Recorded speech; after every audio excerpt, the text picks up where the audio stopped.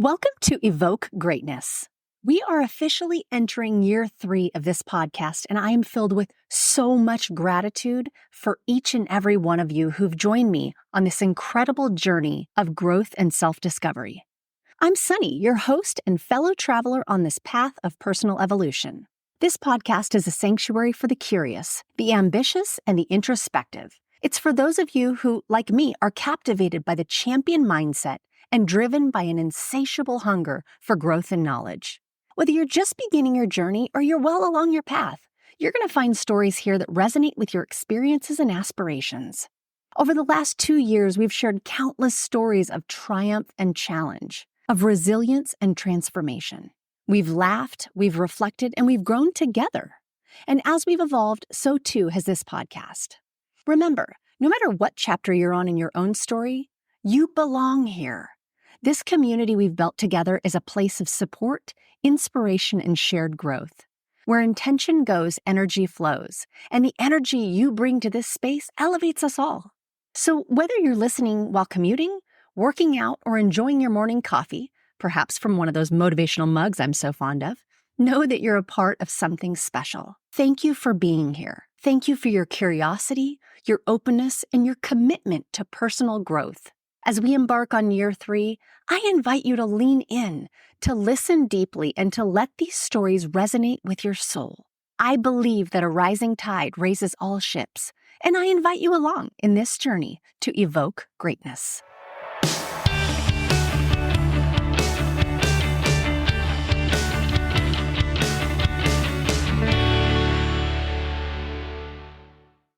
Welcome back to another episode of Evoke Greatness.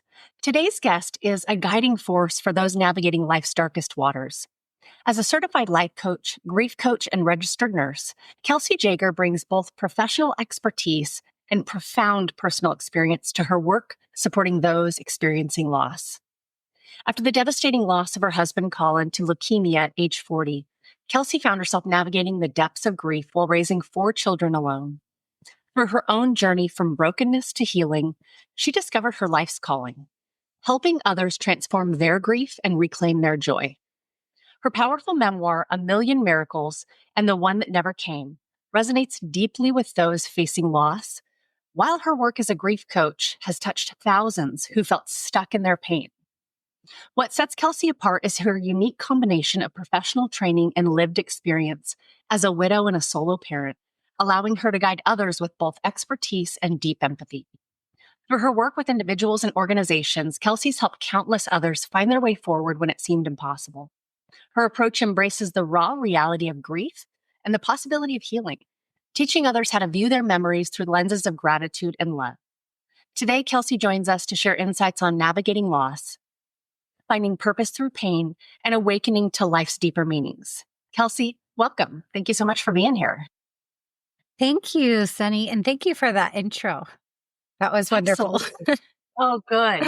Well, I always like to get a little bit of a backstory, and I think there's so much to this backstory. So I think even as we get into that point where your life with Collin drastically changed, what was life like leading up to that?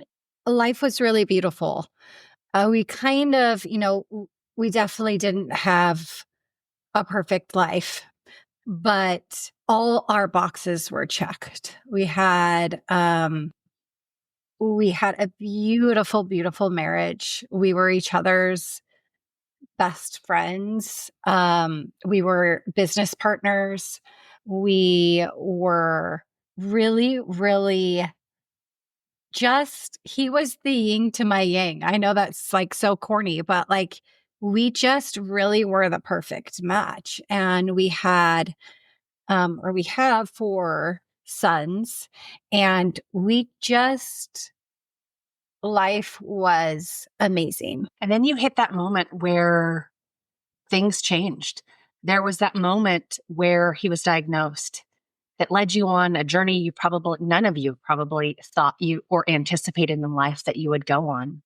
Can you walk us through a little bit about that? And then at the tail end of that, reflecting back, what do you wish that people understood about those early days around that profound loss that one may go through? Well, I got to back up a little bit to lead into the diagnosis.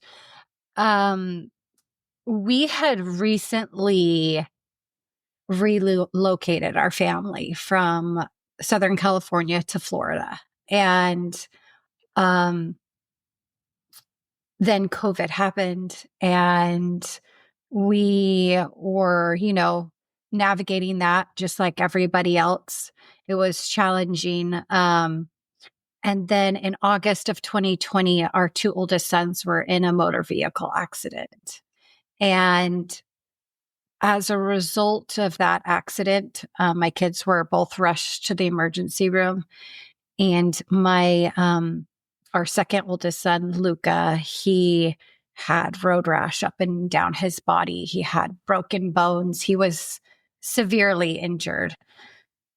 He was rushed off to surgery. And our oldest son, Ian, was also in the accident, and he had hit his head. So, of course, the doctor ordered a head CT scan to see what was going on, make sure, there wasn't serious injuries. And it was during that scan that they found a 2-inch brain tumor that we had no idea. He had 0 symptoms.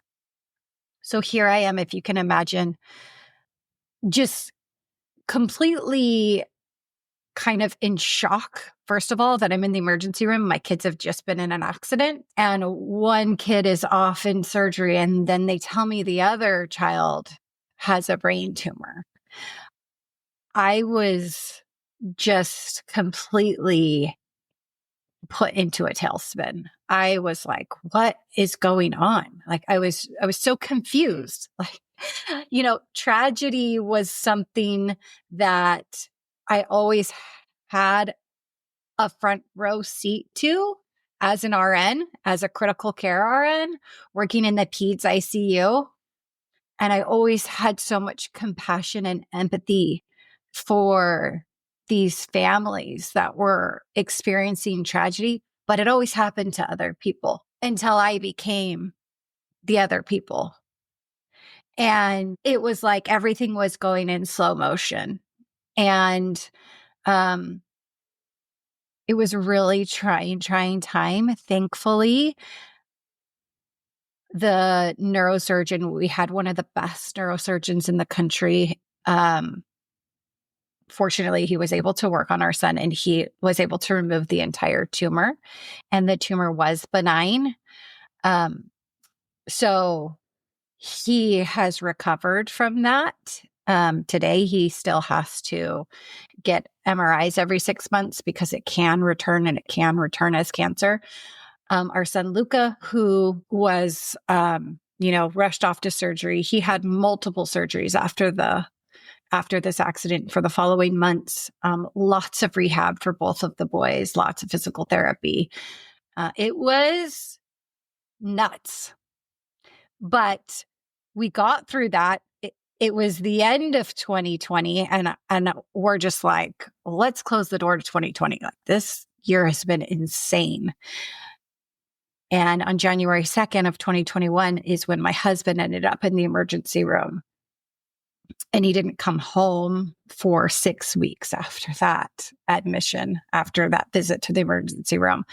And after about a week of extensive testing, they discovered that he had an aggressive form of leukemia, acute lymphoblastic leukemia.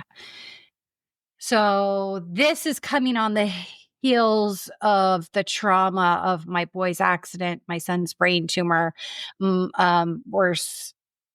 Luca's still having surgeries as this diagnosis is happening. And I am not okay. I completely was broken in every sense of the word. I had never, ever, ever, ever been in such a dark place. I had always prided myself on being capable and resilient and strong. And, I can face challenges head on and I'll figure it out. I didn't know how to figure this out. And I didn't know how I was going to survive. And if I continued in the place that I was in that dark place, that um, pity party, if you will, which I was completely valid in throwing myself a pity party. If I had stayed there, I would not have survived the things that I survived. My kids would have lost me along with their dad. So back to your question, I know that was like a long-winded way to get to your question. Those early days are, like I said, just so overwhelmingly confusing, suffocating. I mean, there really are no words to describe what it feels like when your entire world has been shattered and you feel completely helpless and hopeless to do anything about it. What I wish I had known and what I wish people would know is that no matter how dark your world looks, there is always light to be found. Always. And that is how I got that's how I survived, is I had lost my anchor. My world had been shattered. It was no longer safe. I was no longer had this illusion of control. I was angry with God. Like, how could you let this happen to our family? We're good people. Why aren't you helping us? Why aren't you healing my husband? We have the faith for you to heal him. Why aren't you doing it? And when I felt like the windows of heavens were silent, and I didn't have my husband as my partner to lean on because he was fighting for his life, I had no anchor. So felt like I was falling in this dark abyss, and I just was grasping for anything and everything. And it was just like sand going through my hands. Nothing was slowing me down until I started to look for the light. And I had to look very, very hard in those early days for the light because the darkness was so vast, but the light was there. And I would hold on to those glimmers of light like my life depended on it, because it did. And I would hold on to one until I saw another one. And then I would hold on to that one. And that is how I began to crawl out of the darkness. And to be honest with you, it was really hard to see the light in the beginning. But the more I looked, the more I saw. And the more I saw, the easier it became. You've talked about being surrounded by people who talked about you being so strong, and yet you're feeling inside completely broken. How did this disconnect between others' perceptions or observations of your experience, of your reality, really, how did that affect your grief journey? We live in a grief-illiterate society, and grief makes those around us uncomfortable. No one likes to see another person in pain. No one likes to see another person sad. So what do? We try to fix it for them. We layer on unhelpful platitudes. You need to do this. You need to do that. Like, we try to fix something that isn't fixable. And so when I put on this mask of I'm strong, I'm capable, I'm resilient, I was praised. You're so strong. You're so amazing. That felt good, but it didn't feel good to hide my grief. It didn't feel good to pretend. I didn't need people to tell me and praise me for masking what was really happening. I needed people to sit with me and to let me know that I wasn't alone. And don't get me wrong, I had so many people do that for me. I was and still am so blessed with an amazing support system. And those people that did tell me I was strong and did, kind of encourage me to wear this mask, um, no fault of their own. I did the same thing before as well. But when you know better, you do better. Right. Right. As a registered nurse, and that lens that you viewed the world with, being in pediatric ICU, who then experienced a deep personal loss, how did your professional background and that training influence your approach around grief support and the gaps that you started to recognize in traditional grief counseling? So in the pediatric ICU, we see a lot of tragedy, a lot of heartbreak. With kids, it just hits you. It hits you harder. They're innocent, and it's just so unfair. And you don't just have the child as your patient; the family is also your patient. And so I had dealt with a lot of grief in that way from the professional aspect. But when it was me that was experiencing grief, I realized pretty much everything I thought I knew about grief was wrong. And pretty much everything that society tells us is inaccurate. And that was hard because I thought I was doing grief wrong. I thought there was something wrong with me, when in reality, there's no right or wrong way to grieve. It's a universal experience. If you're human, you will experience grief. Grief is a natural response to loss, but our journey in grief is all unique. And I had to figure that out on my own, in my own experience. I thought I was, I'm in this stage now. Well, there's no stages. Grief doesn't move in a linear fashion and a linear progression, and then you reach acceptance and all of a sudden you're done. Oh, I can close the door now. I'm all better. No, that's not how it works. Grief becomes part of you when you experience a loss.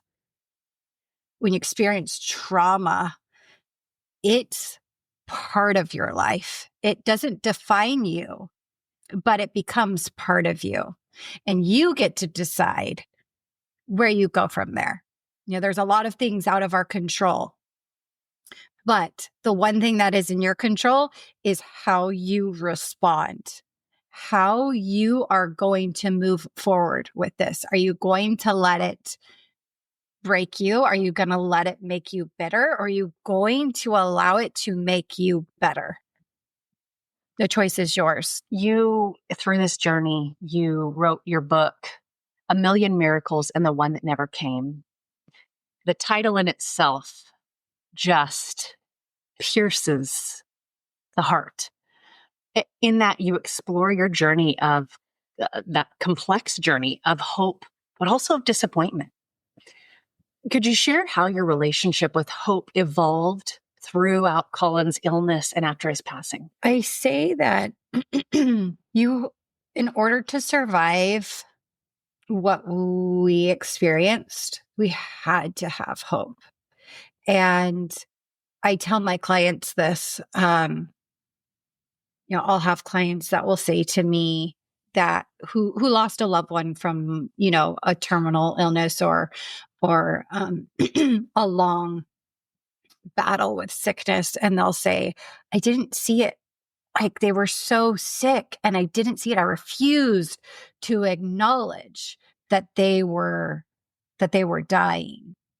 And I always tell them, you couldn't have survived what you survived if you didn't have that hope that on the other side, everything was going to be okay and that they were going to come through, beat this and come through the other side. You wouldn't have been able to do the things that were required of you that nobody should ever be required to do. And so my relationship with hope became, it changed from kind of like this, oh, like it's nice to have, like, I hope that, I get this, or I hope that this, whatever dream comes true, or there's so many like hoping things to, it was a lifeline. My hope was my lifeline. And after my husband died, I still had hope. And it was hope that he was going to still be close by us, that hope that we were going to be okay, hope that we were going to be able to figure out this new world that looks completely different. Hope. And I didn't know how to do that. I didn't know for sure that we were going to be okay. I hoped we were, but I didn't know. And that hope is what helps you have courage to continue moving forward in the face of fear. What are the couple of things that stand out to you when you think about this book that you really hope people receive the most from it? This book, I'm going to be honest with you, I did not want to write it. I wrote it kicking and screaming.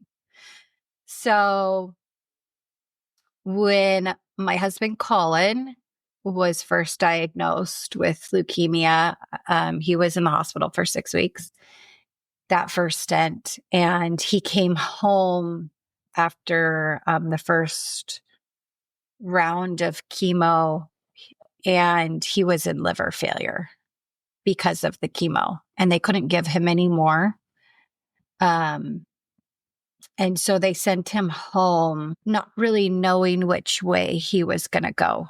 Was the liver going to heal itself and get better, and then they would be able to continue with the treatments?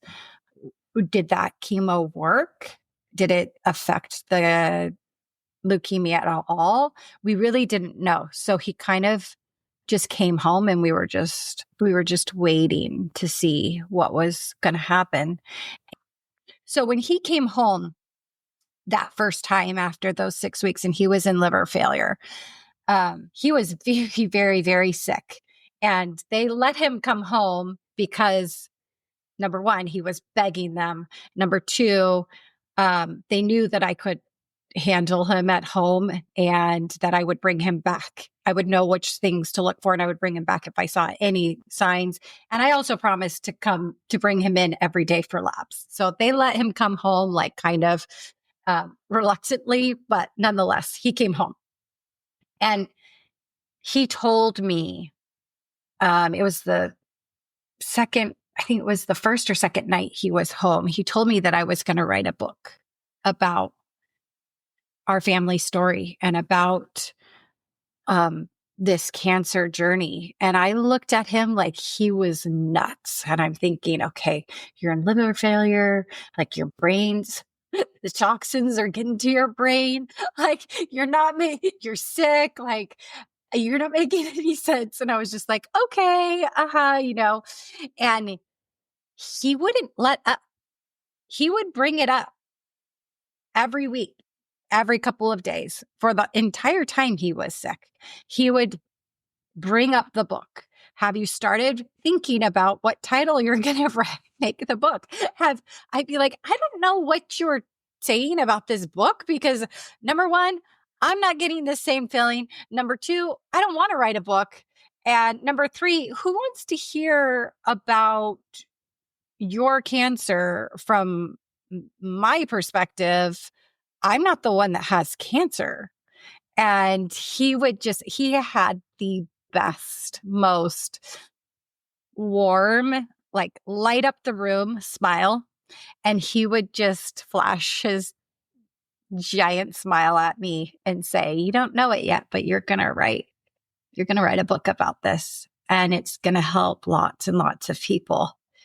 And I would just kind of like placate him and be like, "Okay." So fast forward to 18 months later when he passed away. And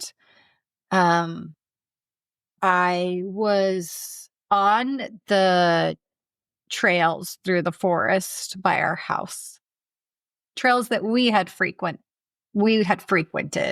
together. And I was by myself, just, feeling this huge ache of his absence. And I was talking to him as I was going through the trails, not about the book. I hadn't thought about the book, and he wasn't there to bring it up to me. So I hadn't thought about the book at all.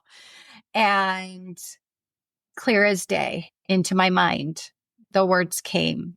The title of the book is A Million Miracles and the One That Never Came. And when that happened, I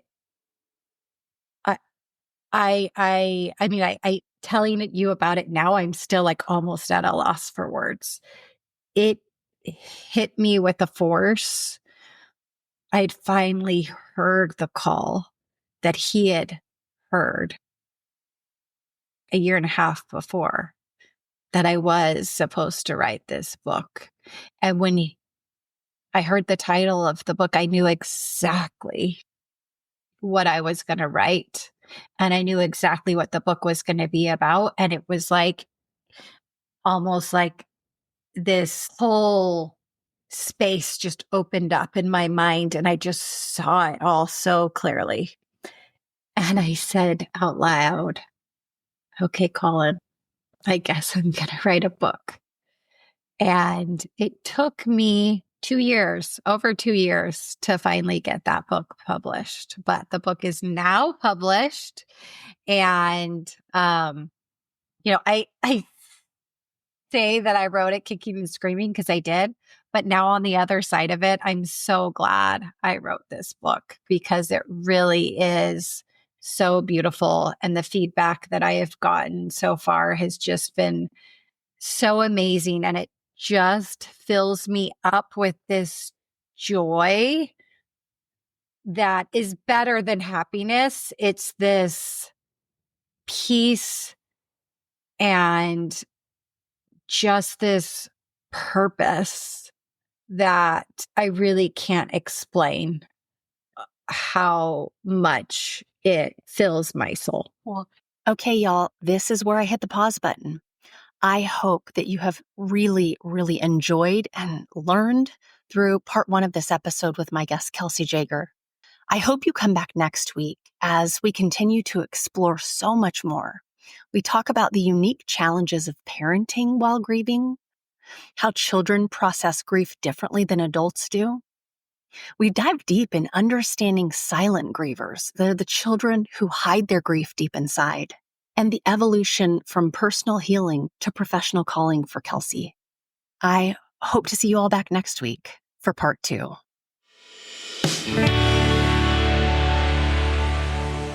Thank you so much for listening and for being here on this journey with me. I hope you'll stick around. If you liked this episode, it would mean the world for me if you would rate and review the podcast or share it with someone you know may need to hear this message. I love to hear from you all and want you to know that you can leave me a voicemail directly. If you go to my website, evokegreatness.com, and go to the Contact Me tab, you'll just hit the big old orange button and record your message. I love the feedback and comments that I've been getting, so please keep them coming. I'll leave you with the wise words of author Robin Sharma. Greatness comes by doing a few small and smart things each and every day. It comes from taking little steps consistently. It comes from making a few small chips against everything in your professional and personal life that is ordinary, so that a day eventually arrives when all that's left is the extraordinary.